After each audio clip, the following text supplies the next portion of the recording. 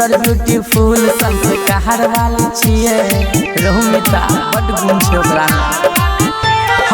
हम छी शहर के गाम वाली छिए सुंदर ब्यूटीफुल संस्कार वाली छिए ओकरा पलायन ने मरी हार भैवा ओ हमर वाली छिए ओकरा पलायन ने मरी हार मिता ओ हमर वाली छिए।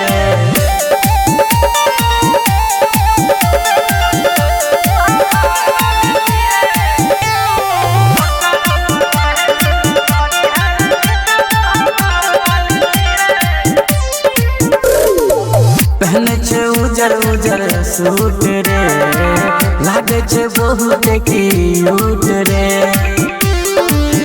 बड़ी प्यारी लागे छे हरियाली लागे छे जब ताके छिए साचो हमर पाली लागे छे नाजुक उमर कोमल दिल वाली छिए गोरे गोरे गाल पतिल वाली छिए ओकरा पलायन ने मारी हारो मिता ओ हमर वाली छिए ओकरा पलायन ने मारी हार भैवा ओ हमर वाली छिए।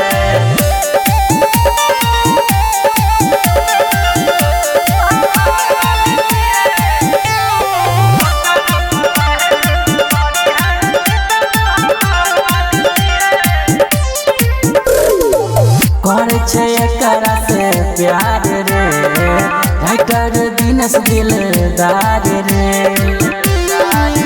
उ तो जान भेल छे रे परान भेल छे एकरा देखिए के शाम सब बिहान भेल छे कहे छो अजीत बड़ी नाक वाली छिए कारी कारी आँख खुला बहाल वाली छिए ओकरा पलायन ने मारी हारो मिता ओ हमर वाली छिए ओकरा पलायन ने मारी हार भैवा ओ हमर वाली छिए।